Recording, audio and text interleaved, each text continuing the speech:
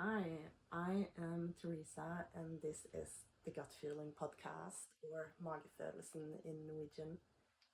My last episode was about self love and how important it is that we love ourselves, because when we dare to love ourselves, it comes from the inside.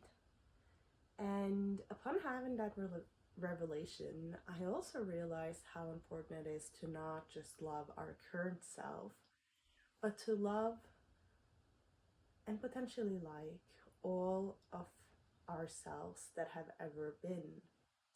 Because there's so much shame related to loving our current self and standing up for the creations that we do. Like for me, being proud of my podcast, me creating this podcast, because there's a lot of steps behind here.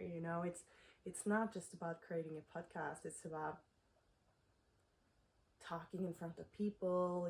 There's the behind the scenes with the technology, with the auditing, with all of these IT stuff, and now it's the recording, and it's the light, and the mic and everything, and that has also been a journey.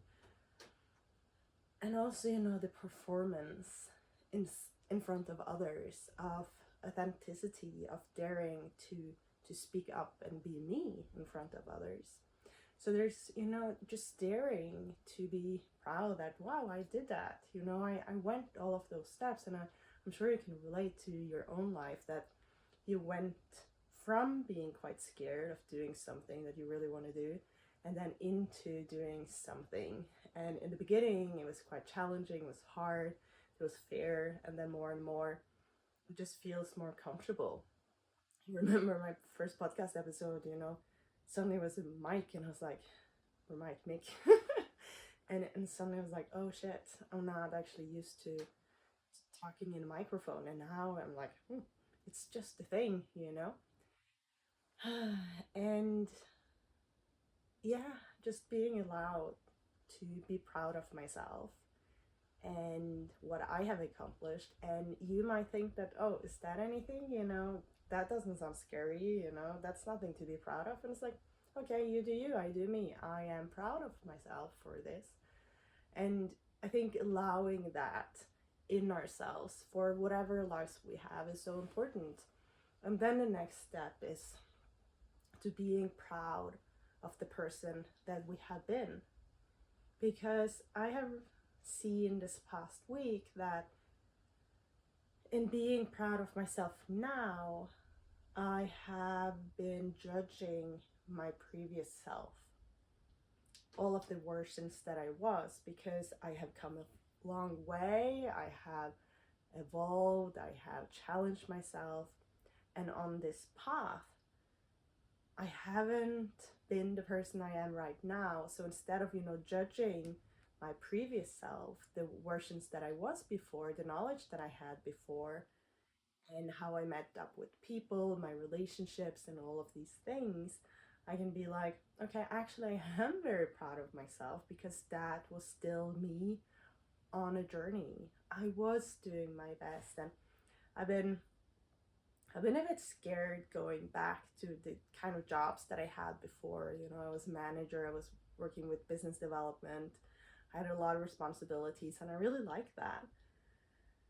But after my burnout and being in this process and really getting to know my feelings, my inner world, and my insecurities, I've been really afraid of going back to that. And I've been actually judging my previous self as like, oh, but I wasn't that happy back then, I had a burnout. And then there was this very much black and white kind of thinking of like, oh, but I hated that, I don't want it. But then more and more I'm realizing, oh, but I was still me. And there was a lot of really good things in my life also back then that I can be proud of. And seeing all of those steps and all what I was back then as well is really cool. And also in previous relationships to, yes, I have worked on things and I have evolved, and I'm very proud of that. I believe my future relationships won't will be very different than my past relationships. And still, I managed to be proud of who I was back then, of all the things that I did, and to like that, instead of holding the shame, because I've been holding a shame of, shit, I met up with this ex-boyfriend in this way, and now I see how I was actually accountable for this situation, and then I was carrying shame for that, and just shame and guilt, and now a fear that I will do it again. And instead of thinking like, well, actually I did my best, and my story with that past boyfriend, that was how I learned and how I got to where I am right now, and also remembering all of the beautiful things that I had with this partner, because in the healing process, suddenly my brain was focusing on so much on all of the things that I was accountable for and I needed to deal with to break my own pattern. And that's apparently very common. I heard it from my therapist that, oh, actually now you broke kind of like a path on my journey, and she's like, wow, you're really open, because now actually you see all of the good things, and that's a good thing. And it's apparently very normal to be a bit black and white once we see like, shit, this led me to a burnout, oh shit, this relationship pattern isn't really healthy. And it's not necessarily, the partner's fault. It's just that we created a dynamic that that I'm very happy that I won't live with for the rest of my life, to say it like that. Yeah. So that's just been so nice to let go of all of that shame related to who I have been, because loving ourselves fully, liking ourselves fully, is also liking all of who we have been throughout our lives, so it's related to shame, which is a big topic on my podcast. I've been always talking about shame and fears, and being at this stage and just really feeling how I'm letting go of it is so magnificent. So that's just something that I want to share to people on their own journeys, that looking into the shame that you have related to sexuality, related to career, related to relationships, whatever it is, and letting go of that is really empowering. I can't really it just feels a bit like I'm a new person, because I wrote down like all of the things I was shameful for. I've been doing this, of course, in multiple rounds, but suddenly on this level, I was ready to put it behind me. And it was very much linked to my last episodes, where I really felt like if I don't love myself, it doesn't really matter what everyone else thinks, because it has to come from the inside. And daring to like me in front of others, even though they don't like me, it's just so much power, because I'm the most important person that needs to like me. And the same thing goes into all of my previous versions, because after my burnout, I had a lot of shame related to being unemployed, being on unemployment money, and these kind of things. And because I had burnout, then suddenly I was like, shit, what have people thought of me? Didn't I do a good job? And then suddenly I'm realizing, but what do I think? Of course there are times where I failed, where I didn't do a good job, where probably people were frustrated about me, that like I didn't do what they want me to do, or I didn't manage, blah, blah, blah. Yes, sure, for sure, because I'm a human being. But what about all of those times that I know that I really nailed it? That I am really clever. I can talk to top managers. I can talk to, at the group level of of companies. I'm very good at communication, at building bridges, talking to people, mediating, all of these things that I know that I nail it. I know that I'm super skilled, and especially after my burnout, I built really good communication skills. So now I can talk about almost anything, and I can see to the depth of what's going on, and I can create bridges. And then I'm like, wow, I can actually believe that in me. And you can disagree, but I know that I think so. And that's not, this narcissistic kind of, that I'm high on myself. That's just my inner kind of like, I know this actually, that I believe that I'm good in this, that I like this about myself. I love this about myself because it's my biggest nerdiness, within this field. And it's who I have been my whole life. And there are gonna be people who disagree that I'm not good at this, that I'm not, their piece of cake or whatever. And that's a bit scary. It's uncomfortable. It's uncomfortable knowing that people are gonna, say bad things about me. They're gonna talk about behind my back. They're gonna talk badly to me, or gonna disagree. And still, I can have this inner knowing that I like this about me, I love this about me, and I know that this is where my confidence is. And the only reason I don't have this confidence and my foundation is not always so strong is because I'm afraid that someone else will disagree with me. It's not because I don't think it. It's only because I'm afraid that someone else won't think it, and that I'm gonna look stupid, that they, that the people pleasing part, the janteloven in Norwegian, I'm not supposed to believe I am something, and then someone looking down at me because I am saying that I am something, that I'm good at something, that this is actually my field of specialty, and fucking hell, yes it is. And it feels good being able to say it. Like, I can feel it in my body when I'm saying it at this moment, that it's a bit uncomfortable, and still I'm just like, we need this. We need everyone in the world to step into their power, into their confidence, and be like, I actually know that I'm good at this, and you might be of a different field that I am, you might have different opinions that I have, but I'm very good at this still, and of course, we can become cocky, and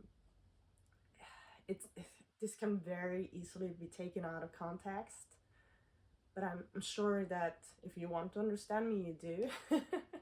And I'm not saying, that you, just because, the new generation now growing up thinking that out of high school they're gonna just know things. I'm not saying that. I do also say you need to build knowledge, and you need to build competencies, and you need to build skills, practical skills. You need to practice. But the thing is, I have so much practice. I have a master's in management science. I have 7-8 years of work experience within this field, and I've been nerding on this, during my burnout, and I've been practicing it myself in all of my areas of my life. So I know that I'm good at this. And even though you or someone else don't have all of that experience, you can still be very good at it, because you've done it in different areas of your life. And it's important to be a bit realistic, like, which skill level am I on? I am probably have multiple areas where I still need to practice, and I'm doing that. But I know that my knowledge is quite high because of the levels that I've been working on. And a teenager, realistically don't have that experience, but suddenly, you have a teenager who worked alongside, their parents, and have all of this practical knowledge and information and practice. So you never know. It's not an age thing. It's not like an educational thing. So, you know, just knowing into our core where our strengths are and where we believe in ourselves, and not letting the outside world stand in the way. And no matter how old we are, if we're super old or super young, it doesn't matter, to really just find that inner knowing of this this is what I love about myself, and I'm really, really gonna nurture that, and I'm gonna water it, you know, because this is what I want more of in my life and what I want to bring to the world. Yeah, yeah. And even me, like, oh my god, you know, I had so much past shame related to, you know, sexuality. At some point I was like, oh god, you know, I was hooking up with guys and I was doing all of these things, and I was like, ooh, I was dirty, you know, ooh, that wasn't okay. And then suddenly I was like, doesn't matter, you know, I was young, I was drinking, I was having fun. Maybe I did have sex with some guys that I was like, I didn't manage to say no to, but I also know that I had sex with men who I did want to just, you know, jump into bed with, you know. And I've had so much shame related to that, also related to, you know, flirting with this girl when I was like 20. It was a friend of a friend, and it was the first time I flirted with a woman. And my friend was like, are you flirting with my friend? And I was just immediately so embarrassed, you know, and I was like, I just shut that door. And I just took it like, oh my god, she's embarrassed and she's saying this is inappropriate, and I'm kind of like disgusting doing this, you know. And it's a shame that I've been carrying for a long time, and now I'm kind of like, well, maybe it wasn't that bad, you know? Maybe that friend wasn't gay or bi or whatever and thought it was a bit strange, and maybe my friend judged me, or maybe my friend was just curious and I got ashamed. You know, it's so hard to say. And you know, if you had 0 sex partners, or if you had 50, I don't know, like, does it really matter? I think it's so easy to look back on our past and be like, oh, I was too boring, or I was too much, I was irresponsible, or whatever it is. And it just, it creates the version that we are in this moment. And yeah, I'm done being ashamed for all of the crazy things that I've done in my life. And if I wouldn't have been here if I didn't do all of these things. I'm sure, you know, my story would be different. And even though my life has been hard at times, you know, I'm happy I'm here. I really am. So yeah, look into your shames, look into your past, whatever is holding you back. You know, the time I put Legos in my underwear when I was like 5 years old or 7 or like this, and yeah, I was told like, yeah, don't do that. And we never had the, you know, the pleasure talk. We never talked about like, why did I put my Legos in my underwear? You know, because clearly I thought it was pleasurable. And as a 7-year-old, I didn't think more about it. I was just like sat on Legos and I was like, oh, this is nice. I'll just put it in my underwear and walk with it, you know? So it's so easy to hold back. I think sexuality is a big field for many people, and I'm mentioning this because it often is related to our creativity. Sexuality and creativity is kind of the same parts of our bodies, and it goes into, you know, the creation of the world. So when we suppress our sexual energy, we also suppress our creativity and play, singing, dancing, painting, um, yeah, doing whatever, you know, just moving your body and being silly, making jokes. It's the reason why a lot of people get this out when they're drunk, because then they suppress certain parts of themselves that are afraid of doing this. And also why people, you know, just suddenly hook up and have a lot of sex and, you know, do crazy things, and they the day after forget about it, and have a lot of shame. But a lot of these people might still want to do these things. So yeah, bringing some curiosity into the shames is just really, really nice. I recommend it. It feels good. All right, I'm Teresa. This is the Gutfeeling podcast, Magefølelsen in Norwegian. a lot of my podcasts are in Norwegian, more and more they are in English. I interview a lot of fabulous people that like to surprise a bit, do things a bit differently, stand on their own paths, and create a braver world. So please follow me and please be as brave as you want to be. Have a good day.